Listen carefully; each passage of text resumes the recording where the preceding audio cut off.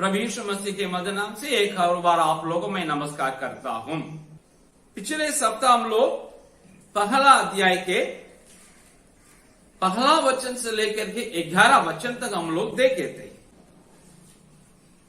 ईस्वी पहली शताब्दी के 50वां साल में जब पौलुस फिलिप्पी शहर में आया, जो यूरोप महाद्वीप में मकिदुनिया के जिला में रहता था।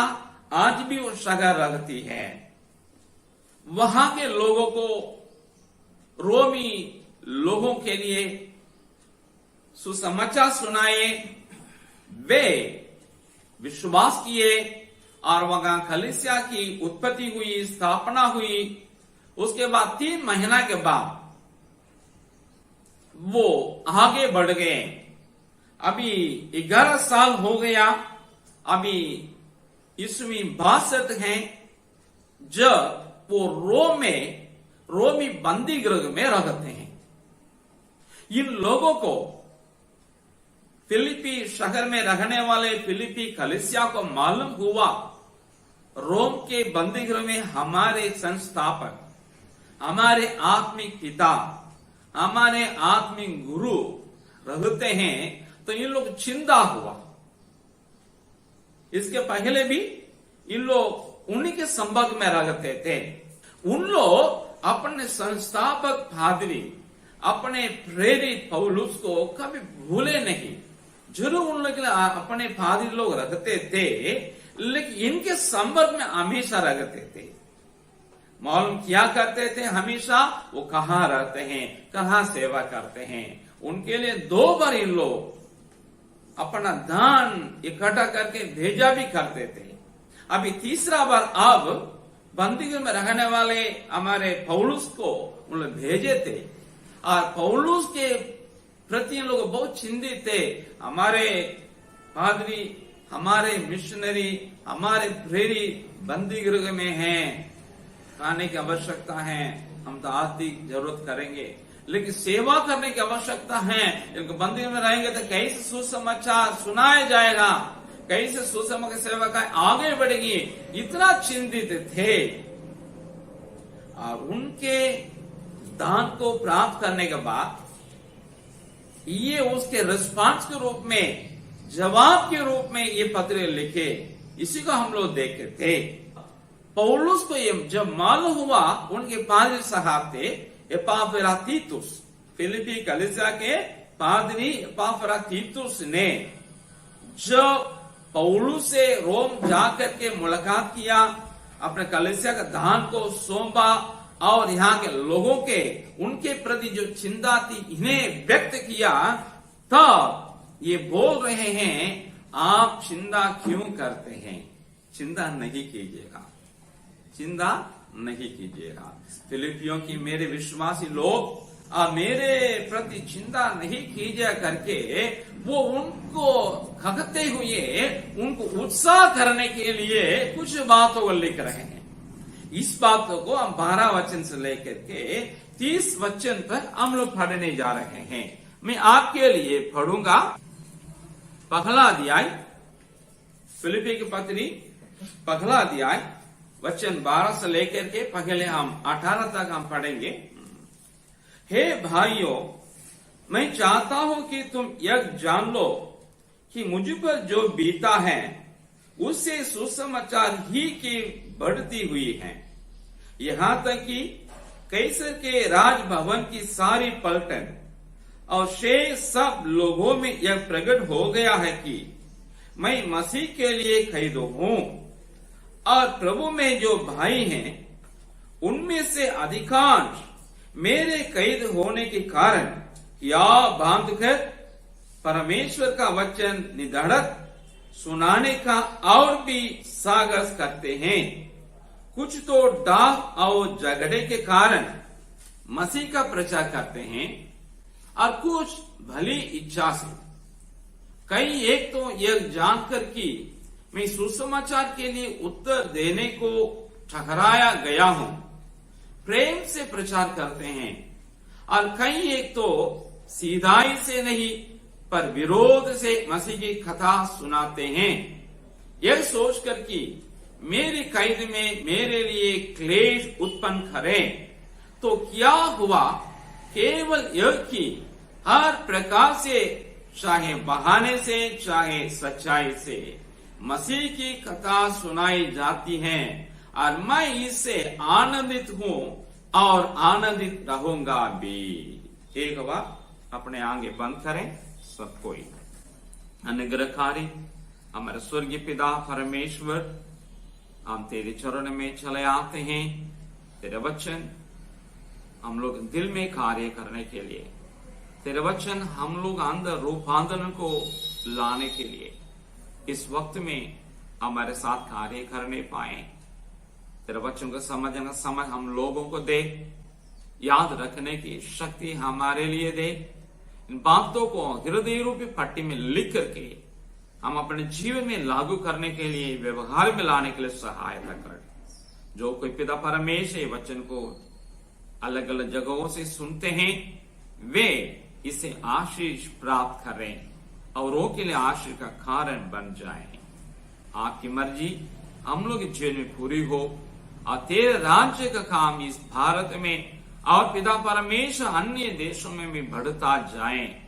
तेरे राज आए, जैसी तेरी इच्छा स्वर्ग में पूरी होती है, वैसे इस पृथ्वी पर भी जहां कहीं हम लोग जीवित रहते हैं वहां होने के लिए प्रार्थना करते हैं। सुनने वाले के कान खोल दे, समझने के लिए दिल खोल दे, तेरे वचन की गुड बातों को, वंडरफुल थिंग्स को देखने के लिए आंखें खोल दे।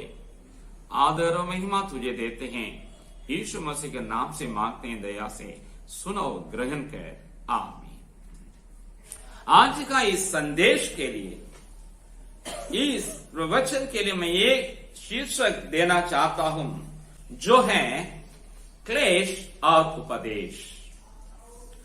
प्रेरित पौलुस के जीवन में जो क्लेश आई और फिलिपी शहर के कलीसिया के लोगों के जीवन में जो क्लेश आई, उसके बीच में पौलुस के कैसा व्यवहार है, उस परिस्थिति का क्या परिणाम हुआ है, इसको बताते हुए फिलिपी कलीसिया के लोगों के लिए वो उपदेश भी दे रहे हैं, कैसे उस परिस्थिति में व्यवहार करना है, कैसे मैं व्यवहार कर रहा हूं।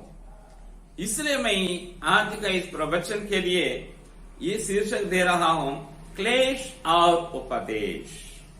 हम लोग देख रहे हैं, जैसे मैंने कहा, अब हमारे पौलुस रोम के बंदी गृह में हैं। जब प्रेरित पौलुस को यरूशलेम में यहूदी लोगों ने विरोध करने के कारण उनको मार डालने का प्रयत्न करने का वजह, उस समय वहां के सेनापति ने उसको बचाया और वहां उसका ट्रायल शुरू हुआ। लेकिन हमारे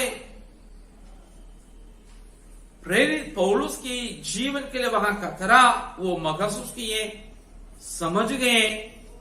तो वो ट्रायल में उसने कहा, मुझे कैसर को भेजना होगा, मैं कैसर के न्यायालय में खड़ा होना चाहता हूं ताकि मेरा जीवन बच जाए, मेरा न्याय मिल जाए। तो उसको यहूदिया देश में से रोम को भेजा गया है। अब रोम जब आए, वहां पे 2 साल तक वो कैद रहे, लेकिन उनके लिए कुछ आजादी भी थी। किस प्रकार आजादी? वो रोम में एक डेरा लेने के लिए, किराया में, भाड़ा में एक डेरा लेकर रखने के लिए सम्राट ने अनुमति दिया था। उसमें रह करके वो जरूर बाहर नहीं जा सकते थे, लेकिन उनको मिलने के लिए लोग आ सकते थे और उन लोगों को वो सुसमाचार सुनाने लगे। अब 2 साल लगभग बीतने वाला है। 62 का 60 में उनको खरीद किया गया था, वहां रखा गया था। अभी वर्ष है ईस्वी 62 है, 62 के अंत में वो आ गए हैं।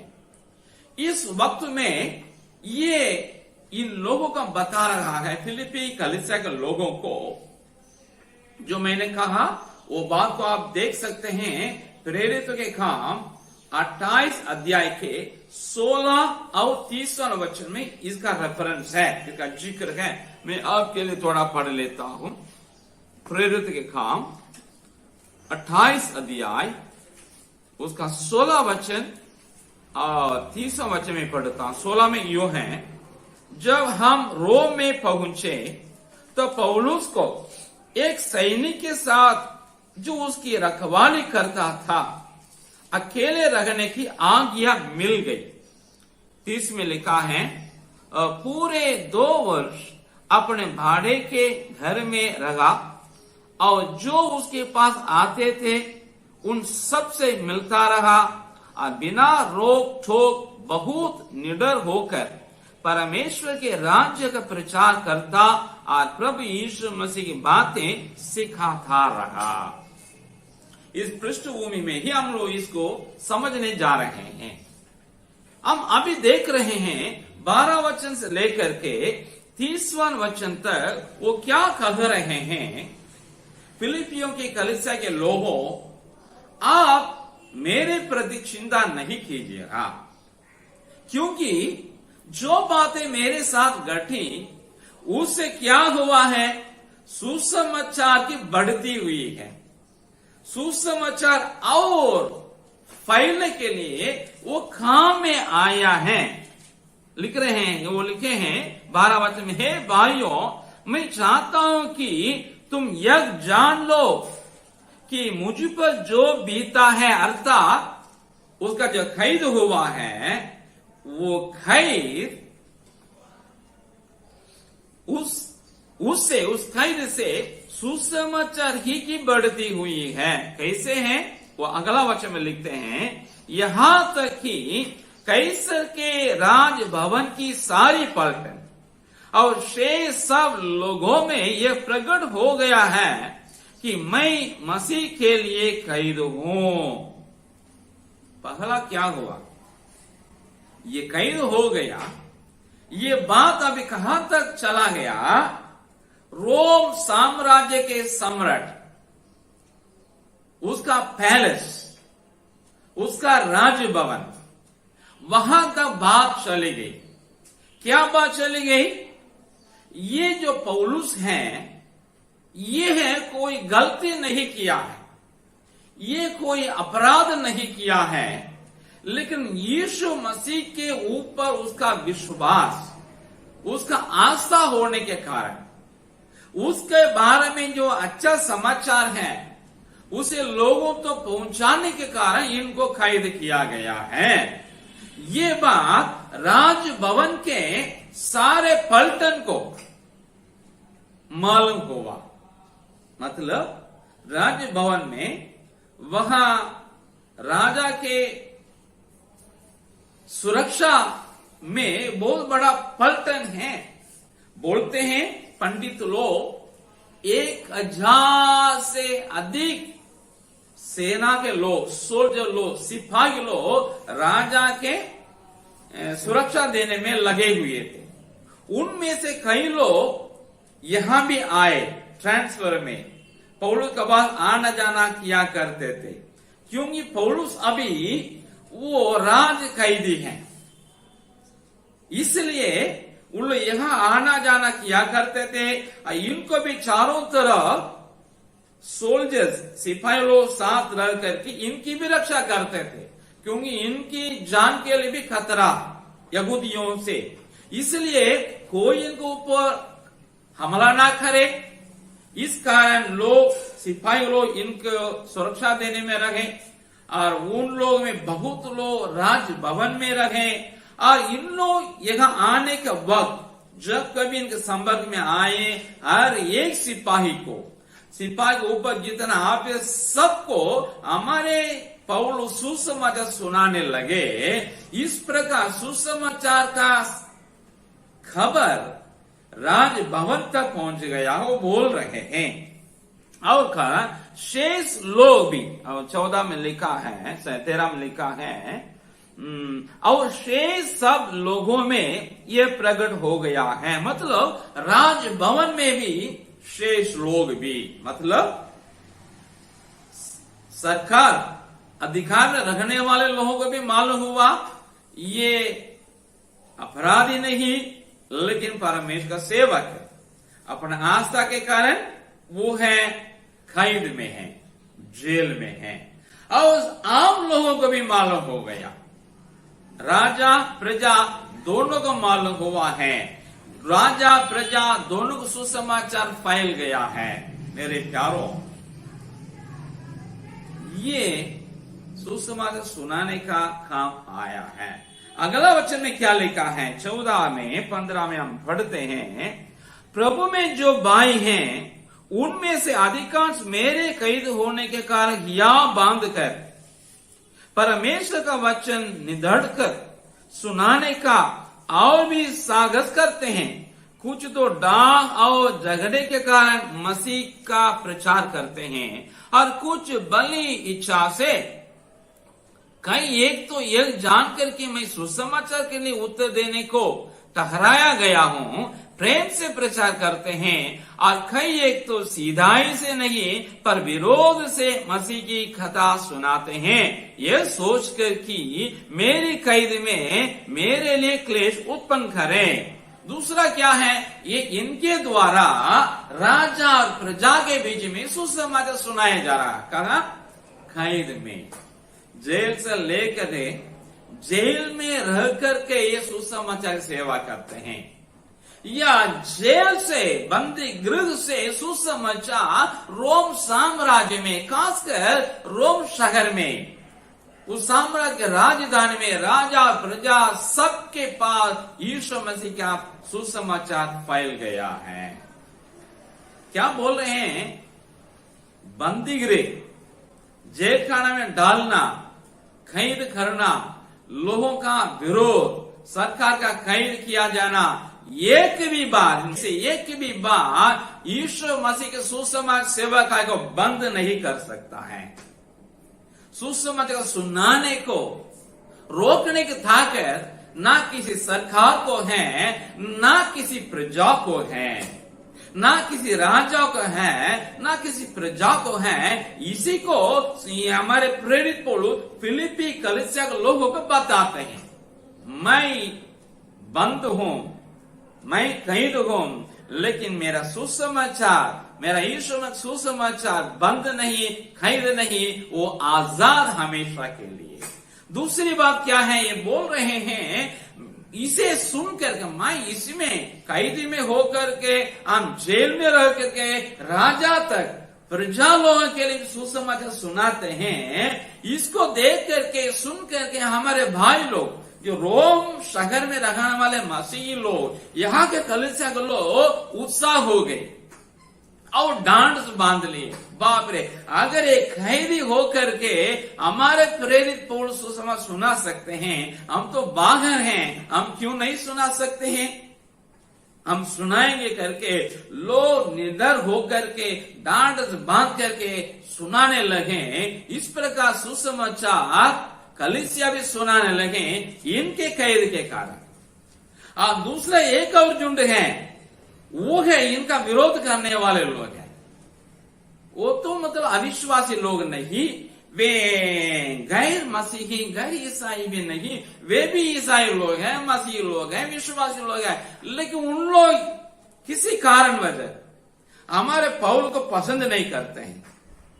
सोचते हैं इसको और कैसा इनका क्लेश को ज्यादा कर सकूं, कैसे उसको बढ़ा सकूं। लोग तो विरोध करते हैं इनका प्रचार को, तो हम उसी के समान प्रचार करेंगे। लोग सोचे उसी का आदमी सोच के हमारे पास आएंगे, हम बोलेंगे तो उनका और तंग किया जाए।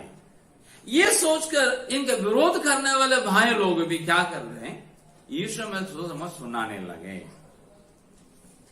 आज दो प्रकार के लोग दुनिया में हैं।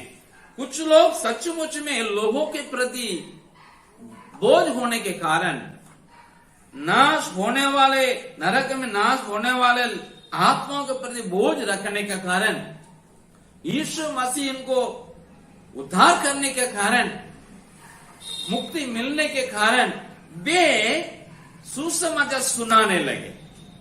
जैसे पौलुस कहता है रोमी पत्री में, कुरिन्थियों की पत्री में, हमें सुसमाचार सुनाने के लिए विवश किया जा रहा है। विवश मतलब ऊपर से भी एक पावर, अधिकार, एक शक्ति हमें दबा रहा है, वो परमेश्वर का है। पीछे से भी हमें एक शक्ति क्या कर रहा है, ढकेल रहा है। मेरे जिम्मेवारी आगे लोग बोलते हैं हम लोग मर रहे हैं, तुम आओ, हम खींचे भी जा रहे हैं। इस प्रकार हम मसीह के प्रेम से विवश किए जा रहे हैं। इस प्रकार भी लोग सुसमाचार सुनाते हैं। ये अच्छे लोग हैं। कुछ लोग ऐसा सुसमाचार सुनाते हैं, प्रचार करने से लोग क्या करेंगे, पादरी साहब बोलेंगे, आदर मिलता है, तो हम जाके सुसमाचार सुनाएंगे, हमको आदर मिलता है। कुछ लोग सोचते हैं ये दशमांश मिलेगा भैया, दान मिलेगा भैया, चलो हम लोग पेट का पूजा हो जाएगा, क्यों दूसरा काम करें, यही काम करता रहे। ऐसा भी लोग सुसमाचार सुनाते हैं। कुछ लोग सोचते हैं हमें बहुत लोग भैया पादरी साहब बोले, मतलब बहुत पीछे हो लेने वाले, आज की भाषा में बोलेंगे फॉलोवर्स बहुत हो जाए। जैसा बोलते हैं ना, इंस्टाग्राम, ट्विटर, सब में क्या करते हैं लोग चले आते हैं और कुछ डाल दिए हैं, बहुत लोग फॉलो कर, बोलते हैं इनका इतना फॉलोवर्स है, इनका 1 मिलियन, इनका 2 मिलियन, इनका 10 मिलियन है। लोग कीर्ति के लिए, फेमस हो जाने के लिए, बहुत लोग उनको फॉलोअर बन जाने के लिए इंस्टाग्राम में, ट्विटर में, इस पर सोशल मीडिया में क्या करते हैं, हमेशा सतर्क रहते हैं, एक्टिव रहते हैं। कई लोग इसी प्रकार ये सोचकर भी सुसमाचार सुनाते हैं, पादरी बनते हैं, बहुत लोग मेरे पीछे हो जाएंगे ना, हमको भी एक झुंड हो जाएगा, एक कलीसिया हो जाएगा, एक चर्च हो जाएगा, हम पादरी बन जाएंगे, मुझे भी कुछ झुंड रहेगा। इन लोग इस प्रकार लोगों का मकसद ये नहीं लोगों को बचाएं, नरक को खाली करें, स्वर्ग को भर दें, परमेश्वर की सेवा करें। ये लोग तो त्याग करने वाले हैं, सैक्रिफाइस करने वाले हैं। लेकिन जो दान के लिए, आदर के लिए और लोगों को जीतने के लिए और फॉलोवर्स को बहुत पाने के लिए और पैसा के लिए, आदर के लिए जो कोई सुसमाचार सुनाते हैं, वे अच्छे विचार से नहीं, सही उद्देश्य से प्रचार नहीं करते हैं। कोई बात नहीं, लेकिन ये खलता है हम इन दोनों से क्या हो जाते हैं, संतुष्ट हैं, हम खुश भी रहते हैं। क्योंकि जरूर कुछ में विरोध में होकर के सुसमाचार सुनाते हैं, जिससे हमारे लिए तकलीफ बढ़ती है, हमारे लिए और बहुत सकेत में डाल दिया जाता है। कोई बात नहीं, यह सुसमाचार सुना के कहना होगा तो हम और सकेत में जाने के लिए तैयार हैं। अगर सुसमाचार सुनाने से मेरे लिए और तकलीफ होगा, क्लेश होगा, मैं उसके लिए तैयार हूं। मेरे विरोधी भी क्या करें, विरोधी भी सुनाया जाए, मेरे साथी भी जो ना सुनाया। ये बोल रहा है फिलिपियों के लोगों के लिए। हम इसमें आनंदित हैं और आनंदित लगा रहेंगे, क्योंकि चाहे बहाने से, चाहे सच्चाई से, चाहे भले इच्छा से, चाहे बुरी इच्छा से, चाहे प्रभु के सेवा करने के उद्देश्य से, चाहे अपने पेट पालने के उद्देश्य से लोग अगर सुसमाचार सुनाएंगे, जैसे भी यीशु मसीह के बारे में लोग सुन रहे हैं ना भैया, बहुत। इसलिए फिलिपी कलीसिया के लोग मेरे कैदी होने के कारण, मेरे जेल खाने के कारण आप चिंता नहीं कीजिएगा। उसी से मेरी सेवकाई भी, सुसमाचार सेवकाई बढ़ गई है और कलीसिया की सेवकाई बढ़ गई है और शत्रु लोग सुसमाचार सुनाते हैं, फैल गया है। मेरे प्यारों, आज हमारे विरोध में सारा वातावरण है, हम लोग बंद हैं, चर्च इकट्ठी हो नहीं रही है, कोई भी कार्यक्रम प्रार्थना के लिए, अध्ययन के लिए, प्रभु की आराधना करने के लिए, संगति के लिए हमारे लिए कलीसिया बंद पड़ा है। लेकिन आप और हम कलीसिया में इकट्ठा हो नहीं रहे हैं, घर में बंद पड़ने का मतलब क्या है? क्या यीशु मसीह सुसमाचार सेवा का बंद है? नहीं है। यीशु में सुसमाचार सेवा इस समय इससे ज्यादा, इसका पहले से ज्यादा हो रहा, क्योंकि सबको अभी जो विश्वासी हैं वे भी अभी प्रचारक बन गए।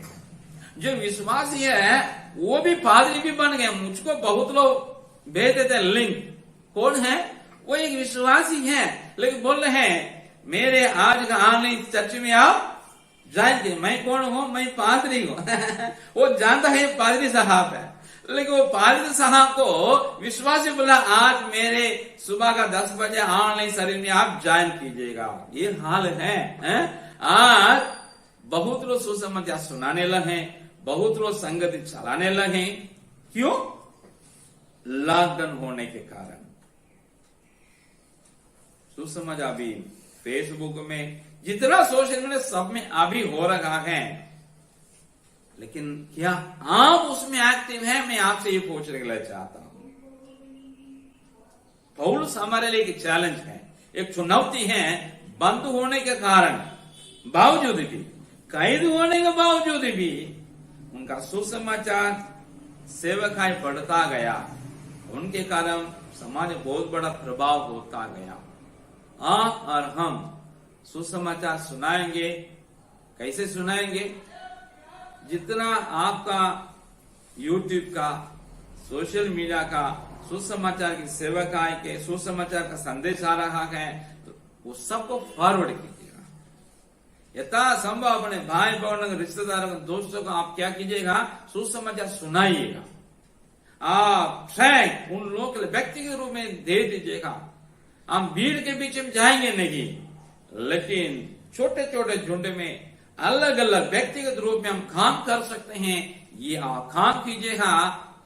चर्च बंद है, लेकिन चर्च की सेवकाई बंद नहीं। चर्च नामक बिल्डिंग क्लोज बंद है, लेकिन सचमुच में चर्च बने हुए लोग, विश्वासी लोग बंद नहीं है, उनको तो खुलेआम है। आप ये काम कीजिएगा। दूसरा भाग है, आप पढ़ते हैं 19 से लेकर के 26 तक।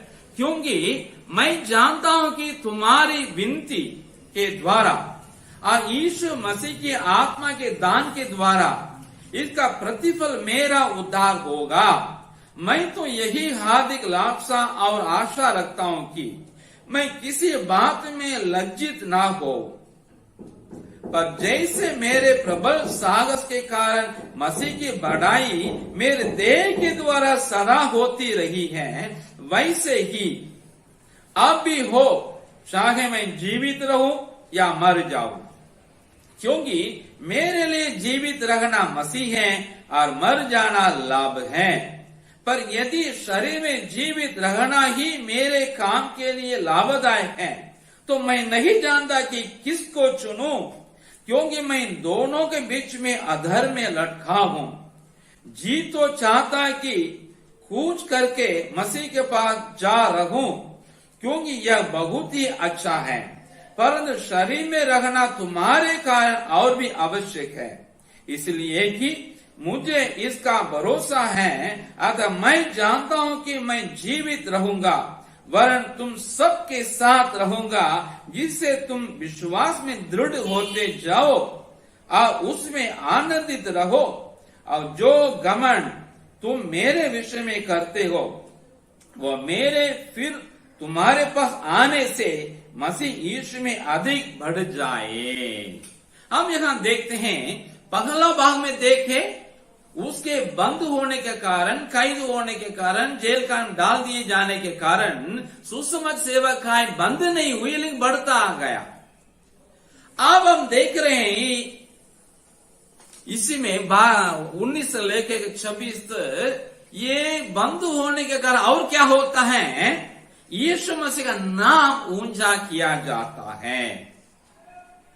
ये अपना जो भरोसा है यीशु मसीह में, उसका जो जमीन है, आधार है, ग्राउंड है, इसको लोगों को बता रहा है। साथ ही साथ वो इन लोगों को अश्योर करता है कि मैं आपके लिए जीवित रहूंगा, मैं आपके लिए सेवा जरूर करूंगा, आप चिंता नहीं कीजिएगा। हमारे पौलुस प्रेरित को अगर उसका सिर कटवा जाए तो क्या करेंगे? हमारे कैसे उनकी सेवा कहीं मिलेगी?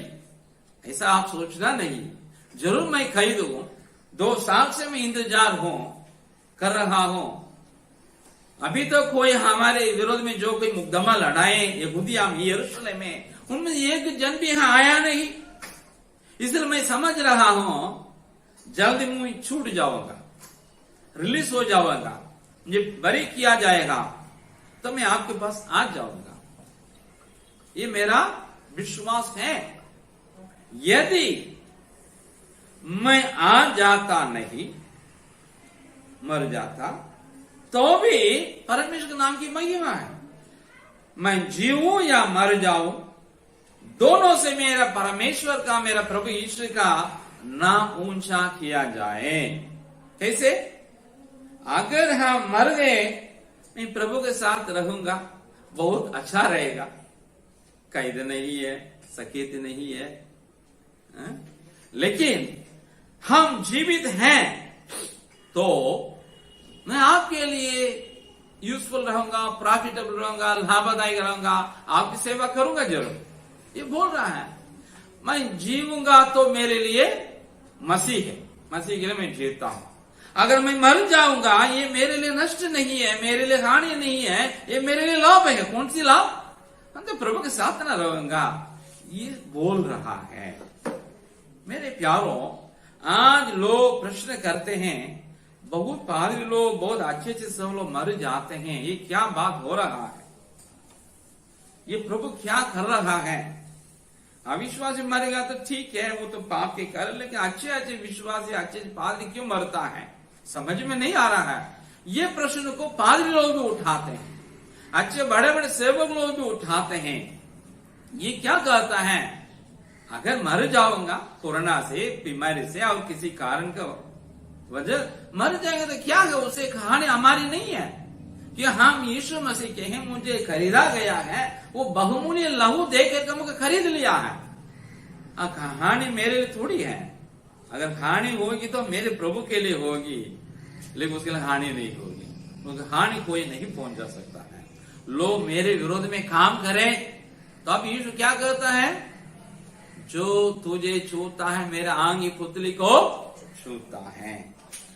शाऊल से यीशु मसीह ने क्या पूछा?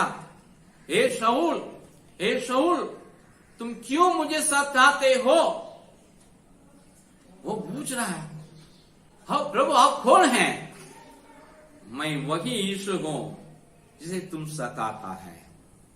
ये तो सताता था यीशु मसीह के लोगों को, विश्वासियों को, मसीह के लोगों को, लेकिन अब यीशु कहता है तू मुझे सताता है। मतलब क्या है? यहां कोई व्यक्ति, कोई अधिकार, कोई पावर, कोई मसीह विरोधी शक्ति, कोई सामाजिक विरोध शक्ति, तत्व आपके मेरे विरोध में हानि पहुंचाने काम करता है। याद रखिएगा, वो हानि हमारे लिए नहीं, यीशु मसीह के लिए पहुंचाने के लिए कोशिश करता है। लेकिन यीशु मसीह कहता है कांटा के ऊपर लात मारना तुम्हारे लिए हानि है। जो कोई यीशु मसीह को हमारे द्वारा हानि पहुंचाने के लिए चाहते हैं, हानि उन्हीं का होता है।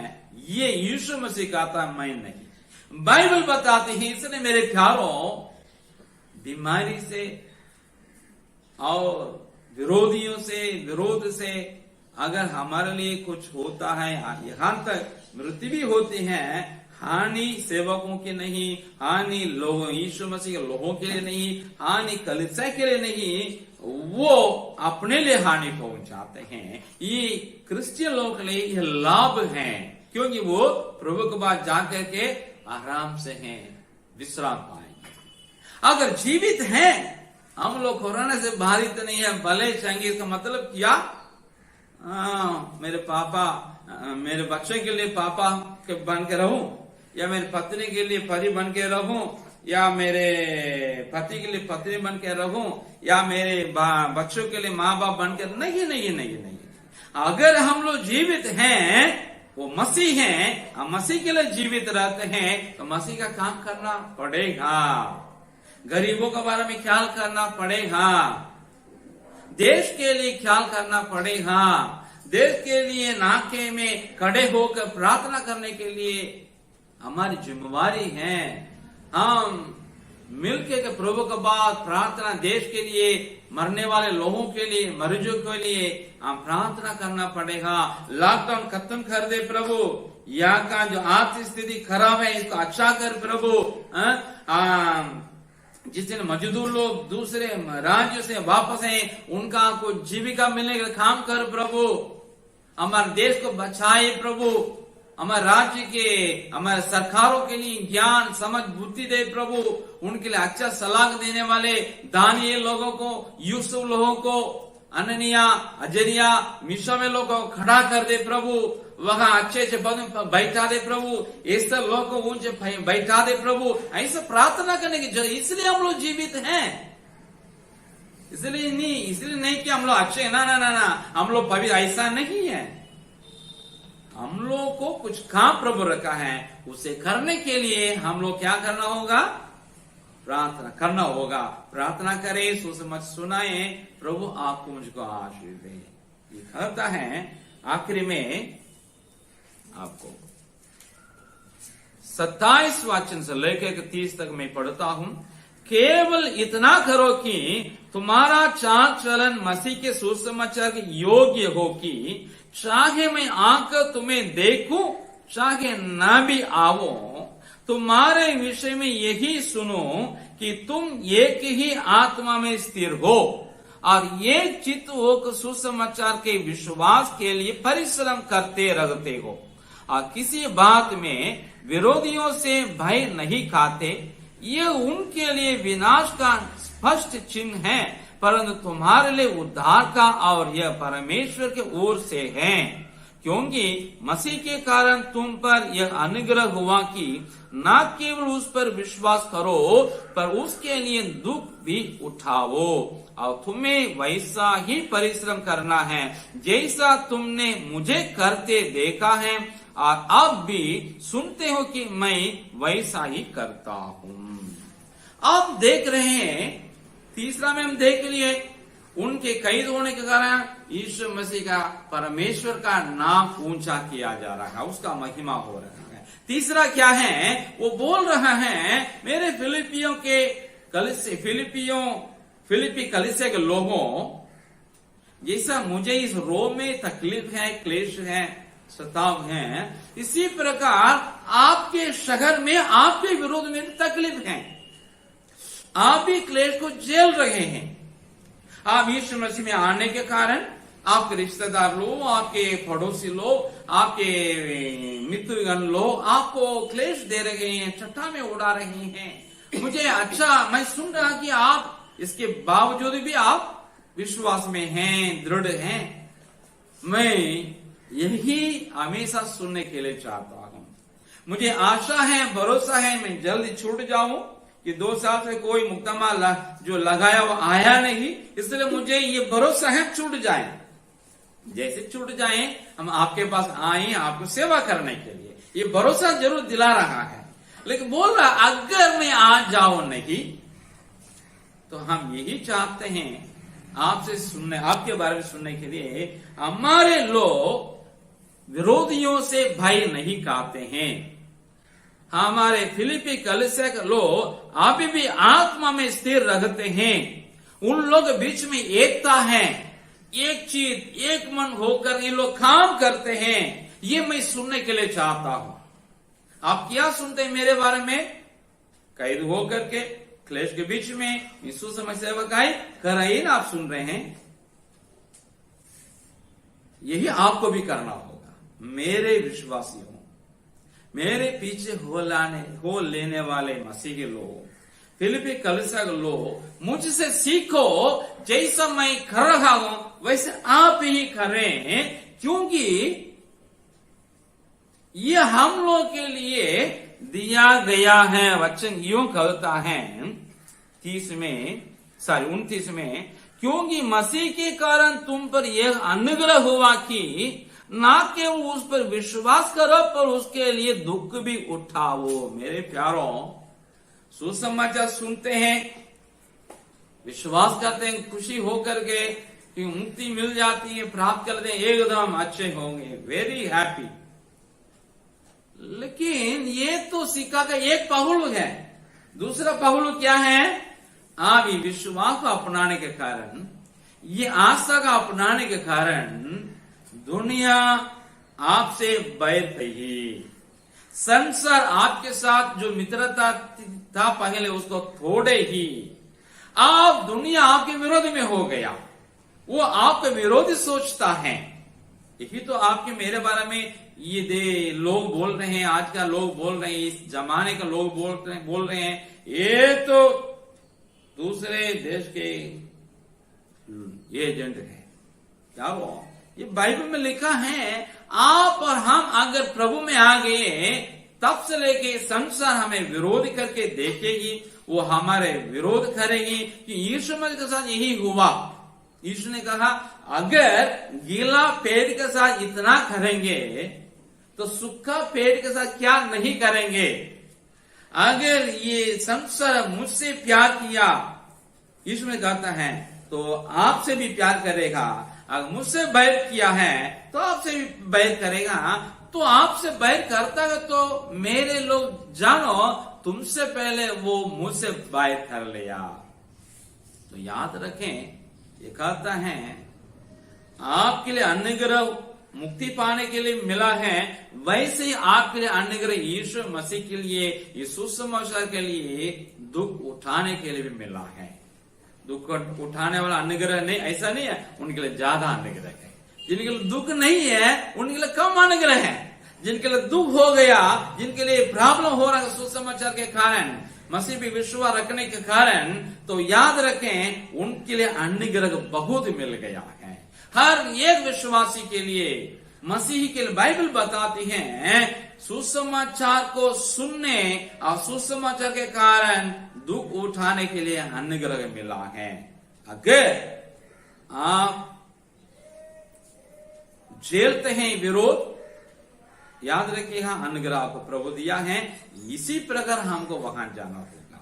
बिना क्रूस उठाते हैं कोई यीशु मसीह के पीछे कर नहीं सकते हैं। बिना क्रूस उठाए एक भी स्वर्ग में पहुंच नहीं सकता है। इसलिए मैं आपके बारे में ये सुनने के लिए चाहता हूं, जो पटना के शाही संगति की कलीसिया के लोग आप विरोध से भय नहीं खाते हैं और सुसमाचार सुनाने में पीछे नहीं हटते हैं, लेकिन आप जैसे फिलिपी कलीसिया के संस्था पौलुस को देखे, कलीसिया के लोगों को देखे, वैसे आप भी दुख उठाने के लिए डरना नहीं, आगे बढ़ना है, उठा के परमेश्वर आपको आशीष दे। तो 3 बातों का हम लोग ने देखा। पहली बात ये थी, कैद होने के कारण सुसमाचार की सेवकाई बढ़ती गई और राजा प्रजा दोनों को सुसमाचार पहुंच गया और विरोधी लोग भाई लोग दोनों मिलकर सुसमाचार सुनाए। हमारे साथ भी हो, बंद हो गया, लॉकडाउन हो गया, कोरोना हो गया, और क्या ब्लैक फंगस हो गया, व्हाइट फंगस हो गया, येलो फंगस हो गया, इसलिए बाहर नहीं जाएंगे, नहीं सुनेंगे। नो, वी हैव टू, हम लोग सुसमाचार सुना किसी तरीका में। जितना डिजिटल है, हमारे देश डिजिटल बनते जा रहा है, हम लोग भी डिजिटल सेवा शुरू करें और काम करें। दूसरी बात है, हम प्रेरित पौलुस कैद होने के कारण प्रभु के नाम की महिमा हुई। चाहे वो जीवित रहे या मर जाए, दोनों उनके लिए लाभ और मसीह है और वो परमिक नाम की महिमा लाता है। हम लोग भी दुख में, विरोध परिस्थिति में भी क्या करें, प्रतिकूल परिस्थिति में भी परमेश्वर नाम को महिमा करें, चुप ना रहें, चुप ना रहें, डरना नहीं, बीमारी को देख करके, मौत को देख करके, तकलीफ को देख करके, क्या बांध करके आगे बढ़े। आखिरी है, हम ये जाने हमारे लिए सुसमाचार को विश्वास करने, उसके लिए दुख उठाने, दोनों का हमारे अनुग्रह मिला है। या अनुग्रह पा करके हम आगे बढ़े। परमेश्वर आपको मुझको आशीष करें। आइए प्रार्थना करें। अनुग्रहकारी हमारे स्वर्गीय पिता महान परमेश्वर, मेरे कलीसिया के लोगों के लिए तुझे हम धन्यवाद करते हैं, प्रार्थना करते हैं पिता परमेश्वर, हमारे लोग और हम जैसे तेरा वचनों को देखे वैसे अपने जीवन में लागू करके आगे बढ़ने का अनुग्रह दे, आशीष करे पिता परमेश्वर। ये एक जन को, हमारे कलीसिया को, इस सुसमाजी शिक्षा को सुनने वाले एक जन को तो दृढ़ कर, हर एक जन को तो आशीष कर पिता परमेश्वर। ये देश के लिए, ये समाज के लिए आशीष का कारण बना दे। आदर महिमा तुझे देते हैं, यीशु के नाम में मांगते हैं, दया से सुन और ग्रहण करें। आमीन। ये मेरे मन यहोवा को धन्य कर, जो कुछ मुझ में है पवित्र नाम को धन्य कर।